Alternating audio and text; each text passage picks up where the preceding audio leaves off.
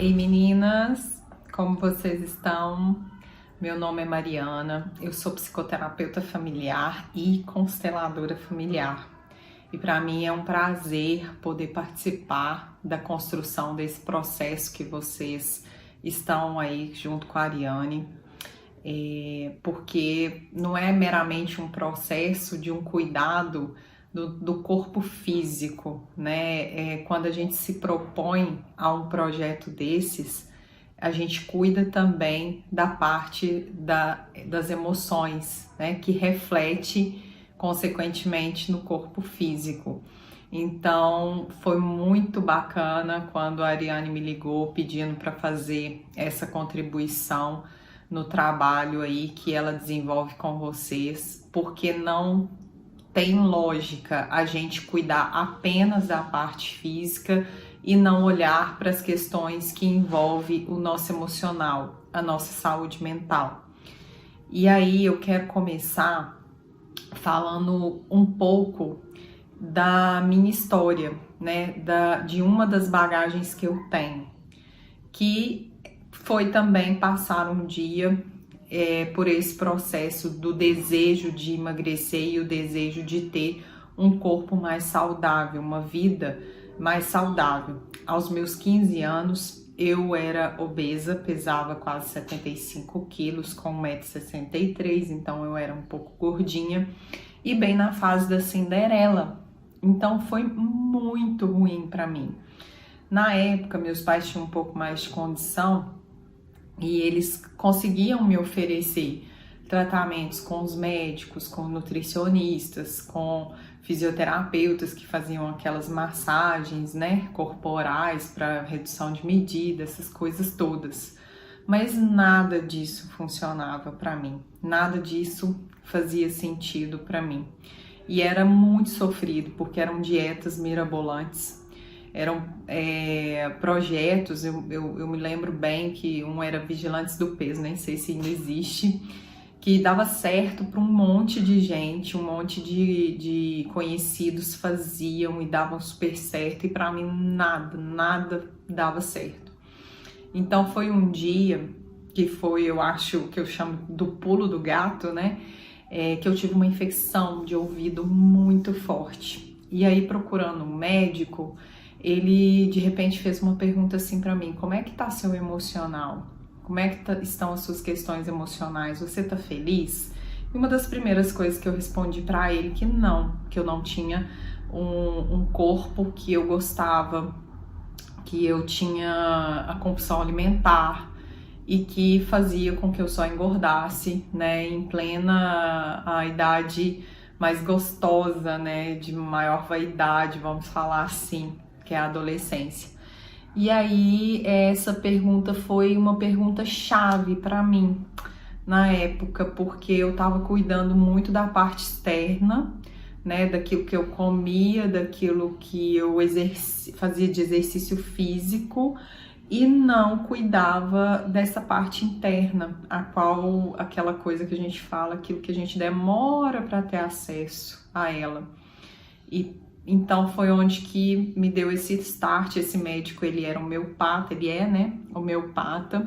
Então acho que por isso que foi um grande diferencial, que ele estava cuidando da minha infecção de ouvido, mas ao mesmo tempo ele estava olhando o que fazia, o que acontecia com a Mariana, que ela teve a imunidade baixa e permitiu com que o vírus, né, entrasse, ou a bactéria, não me lembro bem qual que era o fundo da infecção.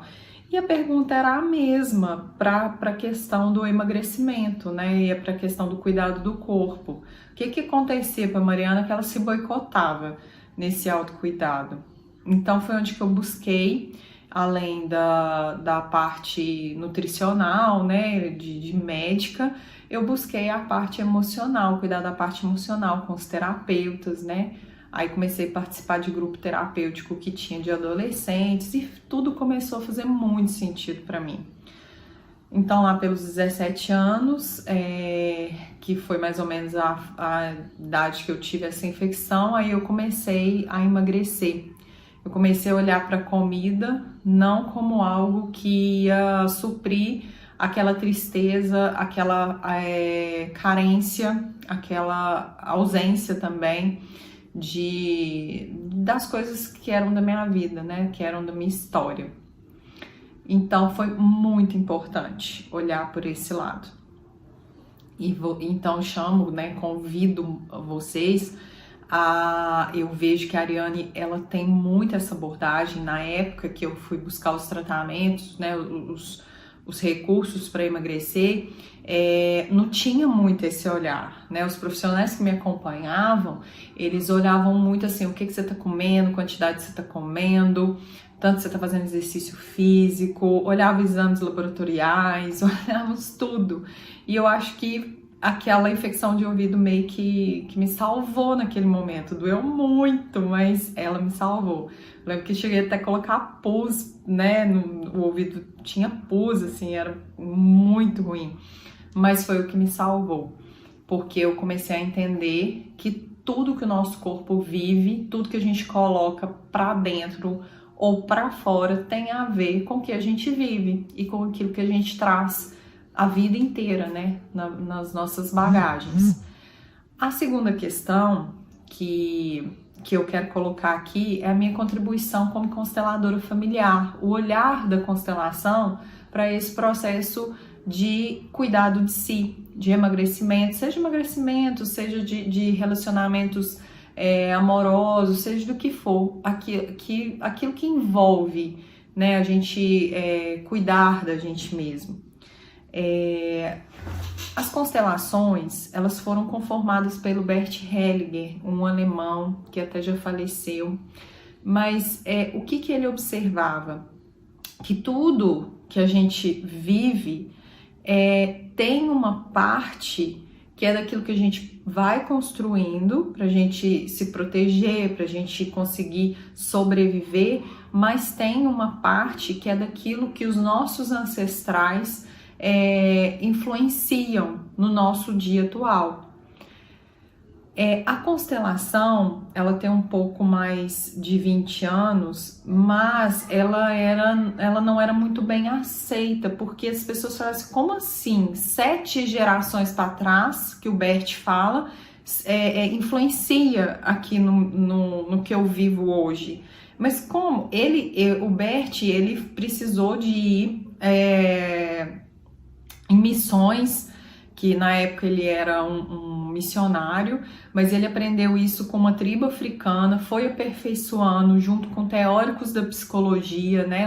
Ele teve contato com muitos teóricos da psicologia e que foi ajudando ele a fazer essas observações de como que os comportamentos e os acontecimentos, eles se repetem na nossa vida da forma como foi com os nossos ancestrais. E aí ele utilizou de todo esse aprendizado para trazer uma nova ferramenta para as terapias, né? Que é de olhar esses lugares no passado que influenciam as nossas atitudes aqui. E hoje isso está muito bacana porque já está sendo comprovado cientificamente a eficácia desse olhar, né, dos nossos ancestrais, das vivências da nossa família, para o que acontece aqui hoje. Porque tem uma parte que os cientistas estudam do nosso material genético que fala como que a gente vai ter, né, características físicas, cor do cabelo, cor da pele, cor dos olhos, e até mesmo doenças que a gente pode adquirir de forma hereditária. Porém, tinha uma parte a outra parte do DNA que eles não conseguiam codificar, que eles chamavam de lixo genético. Então, eles deixavam realmente essa parte no lixo. De uns 20 anos para cá, alguns cientistas começaram a ter curiosidade sobre esse lixo genético e começaram a estudar e a decodificar o que significava aquele material. Não era possível que aquele material era jogado fora e não tinha significado nenhum. Então, eles começaram a descobrir que a parte que continha nesse lixo genético eram as memórias dos comportamentos dos ancestrais. Então hoje a ciência ela já está ajudando a comprovar o tanto que isso, sim, da mesma forma que a gente carrega as características físicas dos nossos ancestrais, a gente também carrega as histórias, as memórias do que aconteceu lá atrás. Hoje, esse lixo genético já não tem mais esse nome e se chama epigenética. Quem tiver a curiosidade, vai na internet e pesquisa sobre a epigenética. É libertador isso. Por quê? A técnica da constelação, por exemplo, ou talvez até mesmo outras terapias, por exemplo, até a terapia que eu sou adepta, que é a sistêmica familiar, ela dá a possibilidade da gente olhar para essas memórias e poder ressignificar tudo isso. Eu gosto muito quando eu sou convidada para poder dar uma aula ou poder fazer um vídeo desses, de colocar exemplos reais, assim, de clientes que eu atendi, obviamente, sem precisar de falar nomes, mas assim, das histórias.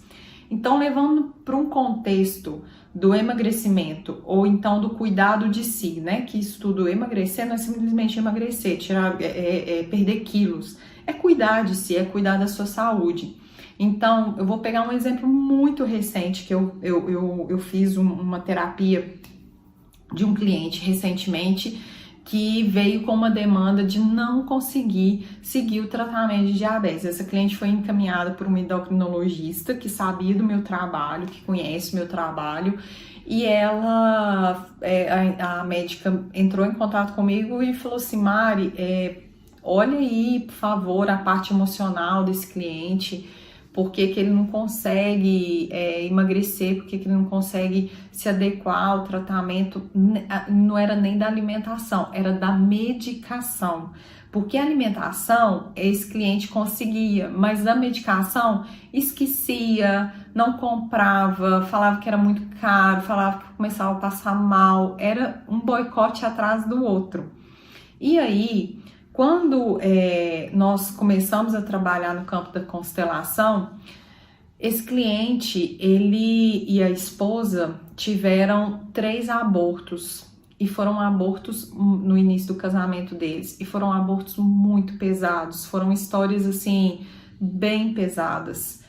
A forma como ele cuidava da doença dele, da alimentação e até mesmo do estilo de vida, era quase um significado assim: eu não suportei meus 3 filhos irem embora, então eu também preciso ir embora, né?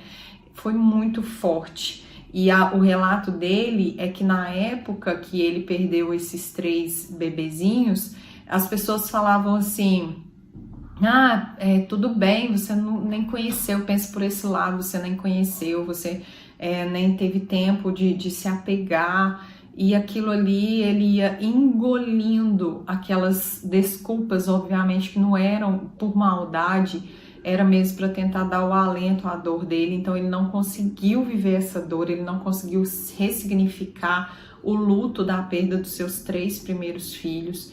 E mesmo depois conseguindo 2 gravidez né, que os filhos continuaram, que os filhos ainda estão aqui, é como se ele não tivesse mesmo a vontade de continuar. É quase que um suicídio silencioso. Então ele pôde olhar para esses 3 bebês, ele pôde ressignificar, ele pôde despedir desses 3 bebês de uma forma muito intensa, e muito bacana, assim, a forma como ele colocou o amor dele ali para fora, porque como as pessoas falavam assim: ai, nossa, não, nem foi nada, foi um sangramento e tal, mas ele tinha acompanhado o primeiro traço, onde que ele escutou os batimentos cardíacos do bebezinho, dos 3 bebezinhos, então aquilo ali foi muito forte para ele. Então ele pôde fazer essa ressignificação e falar: meus filhos, eu vou escolher permanecer aqui, cuidar de mim, cuidar dos seus 2 irmãos que ficaram, e um dia a gente se encontra. E a partir disso, esse cliente depois voltou no consultório falando que já estava com uma vontade de viver muito diferente do que ele estava fazendo anteriormente. Então foi muito bacana. Outra questão que eu falei de um caso que foi de algo muito recente, assim, né, na vida desse cliente. Mas outra questão que pode estar emaranhada a compulsão alimentar, por exemplo, pode ser que a pessoa ela tenha ancestrais, né, que viveram em momentos de guerra. Isso é muito típico, o Bert já observava constelações que vinham com esse contexto. Então, por quê? As guerras, quem viveu na guerra passa fome, passa frio, passa muita necessidade e passa medo, né? Passa pelo medo, o medo da morte. E muitas vezes esses ancestrais, eles chegavam mesmo, né, a falecer. Então, assim, quem teve ancestrais que viveram essa situação de guerra, provavelmente isso verbera nas gerações posteriores o medo de passar pela fome, pelo frio, pelas necessidades básicas. Então a pessoa ela meio que acumula, né, alimento, acumula gordura no próprio corpo para poder suprir aquela dor daquele ancestral que passou naquele momento lá de trás. Epigenética, ou seja, a memória, a dor daquele ancestral, ela é identificada pelas células, ela fica impregnada ali. Eu estou usando uma linguagem bem popular, tá, gente? Mas tem uma linguagem bem científica que fala melhor sobre isso. Mas aqui a gente está em outro ambiente, então estou usando uma linguagem bem popular. Então as células é como se elas compreendessem todo esse medo, todo esse pavor da fome, o pavor das necessidades, e aquilo ali fica impregnado. E obviamente quando a gente coloca isso para frente nas gerações, as células elas vão com essas memórias, que é o que a epigenética tem estudado. Então, pode ter uma ligação. Mariana, então, como que eu vejo isso? Como que eu vejo a minha situação? É a gente colocando num campo de constelação. Vejam bem, não significa que todo mundo vai... a questão de todo mundo vai ser alguma questão ligada à guerra. Não estou falando isso. Cada caso precisa ser olhado individualmente. Por exemplo, essa pessoa que me procurou, encaminhado pela endócrino, a primeiro momento eu até imaginei, é uma coisa ancestral lá de trás, né, de morte e tal, porque quem não quer tomar remédio, quem não quer fazer o tratamento de uma doença que se não cuidar ela realmente mata, provavelmente é algo bem lá atrás, mas não, era uma coisa muito recente, né, da própria da própria vida ali dele, né? Não teve nada lá de trás. Obviamente que pode ter alguma relação com outros ancestrais da vida dele, mas naquele momento o que apareceu para a gente cuidar, para a gente olhar, foi incluir esses 3 filhos que para não, na época, não ter que sentir dor, eles foram excluídos da memória dele. O que é normal, a sociedade, a cultura que a gente vive é uma cultura de repressão da dor, que a gente não pode sentir dor, que a gente não pode sentir tristeza, então meio que a gente coloca isso tudo por debaixo do tapete. Mas a alma, ela não joga nada debaixo do tapete. A alma, ela não aceita, a gente até esconde, né? A gente coloca numa caixinha ali. Eu até costumo falar com os meus clientes assim, como se a gente, para não sentir dor, a gente não sentir todos esses turbilhões de sentimento que fazem parte do ser humano, a gente coloca tudo, as memórias, as coisas difíceis na caixa preta, como se fosse a caixa preta do avião. Só que o avião cai, né? Ele não, e aí quando o avião cai, a gente fala, mas por que caiu? Aí eu chamo especialistas para ajudar a abrir essa caixa preta e decodificar o que aconteceu para esse avião cair. Então eu falo que é como se fosse a gente, né? Que em certas situações o nosso avião cai, né? E a gente fica, mas por que eu agi desse jeito? Por que eu deixei me envolver com uma pessoa abusadora desse jeito? Por que eu tô num emprego que abusa, assim, de mim desse jeito? Por que eu tô sofrendo tanto de ver meu filho, assim, né? Várias questões. E a gente não entende por quê. O grande X da questão fica ali guardado nessa caixinha. Então, os especialistas, né, ajudam a gente a abrir essa caixinha e fazer essa decodificação. A gente pega na mão desses clientes e fala, vamos lá, vamos atravessar essa mata escura para você sair e entender tudo isso e ressignificar, né, e trazer mais qualidade de vida para você. Então, cada caso é um caso, não tem como generalizar, é preciso colocar ali no campo, né, e ver a história de vida. Eu falo que é muito importante a gente conhecer as histórias dos nossos ancestrais para poder ver qual que é a força que chega até a gente. É uma força, claro que existe a força positiva, porque o que é o mais positivo? O que é o mais valioso que vem deles? A vida. Porque se eles não tivessem passado pelo que eles passaram, a gente não estaria aqui, né? Então, assim, tem muita gente que julga, mas meu pai abandonou, meu pai... Talvez o pai tenha um sofrimento mental, mas ele deu a vida, e isso é o mais importante, é nisso que a gente precisa se agarrar. Só que às vezes a gente se agarra assim, nos conceitos, nos pré-julgamentos, nas questões como a sociedade vê e coloca pra gente o que é o certo, o que é o errado, né? Então a gente fica agarrado nisso e a gente não consegue colocar a vida pra frente, né? Que é o mais valioso. Então a gente tem que cuidar disso, olhar, né? Ver as histórias deles. Muitas vezes a gente fica revoltado, né, por uma história, igual recentemente uma cliente me procurou assim com uma revolta muito grande porque descobriu que a bisavó, por ter tido um amante, ela foi excluída da família, ela foi colocada numa casa de repouso e foi excluída da família, morreu sozinha na sarjeta, ninguém sabendo dela, inclusive na época trocaram até o nome dela de tanta vergonha que a sociedade e a família ficou dessa mulher.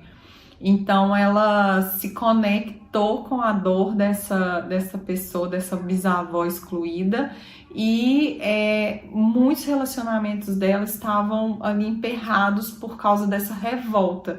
E ela falava, eu não sei por que eu tô com essa revolta. E aí de repente esse segredo da família, porque como foi algo tão forte, de tanta exclusão, que ninguém sabia. Era um segredo, era proibido falar o nome da mulher e ela foi dada como morta. Mas eles não mataram ela, eles só tiraram ela do convívio ali da sociedade, da família. E aí a cliente ficava perguntando, né? Eu não sei. Aí de repente ela foi descobrir o segredo. Como o campo dela se abriu para poder olhar isso tudo, o segredo veio à tona. E ela conseguiu pedir que essas memórias ficassem lá no passado, onde aconteceram essas coisas, para ela viver a vida dela um pouco mais leve. Então, eu acho que é isso, meninas. Cada caso tem que ser olhado de um jeito bem diferente.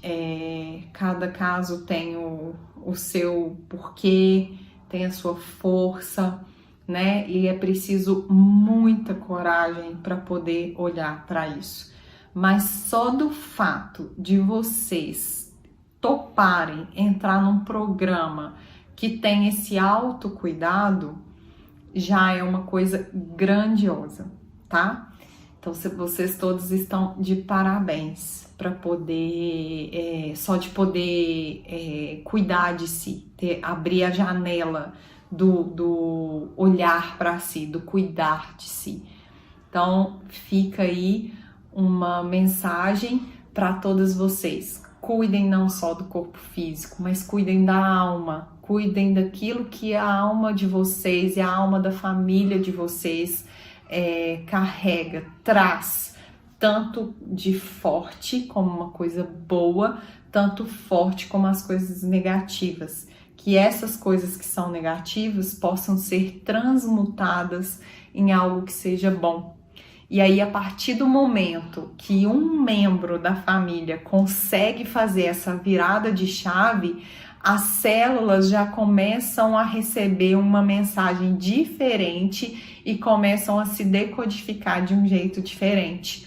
O resultado disso tudo, os nossos descendentes, os nossos filhos, os nossos netos conseguem ter uma caminhada muito mais leve. Então, quando a gente trabalha a gente mesmo, a gente faz um trabalho gigantesco para quem virá depois, né? Ou para quem, no caso, quem já tem filhos ou netos, quem já veio depois. E mais, o Bert coloca muito bem isso nas palestras, né, nos livros dele, que quando um trabalha uma questão, o universo inteiro também se abre para poder trabalhar essas questões. Então, quando a gente trabalha uma compulsão alimentar, e esse trabalho que eu falo é dentro dessa minha perspectiva, né, que é o convite da Ariane que ela me fez de falar um pouco desse olhar da constelação.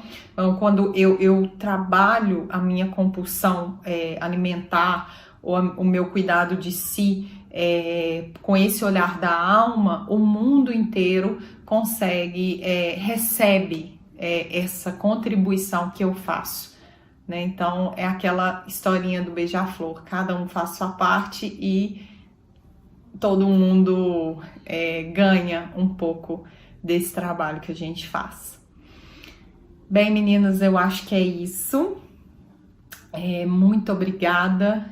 Quem precisar de esclarecer alguma questão, quem precisar de tirar alguma dúvida ou até mesmo desabafar alguma questão dentro desse contexto todo que eu disse aqui, podem pedir o meu contato para a Ariane, ou então olhar lá no meu Instagram, me chamar pelo Instagram, que eu tenho prazer de ajudá-las no que for preciso, tá bom? Um beijo, um ótimo processo de cura e de autocuidado para todas vocês. Obrigada!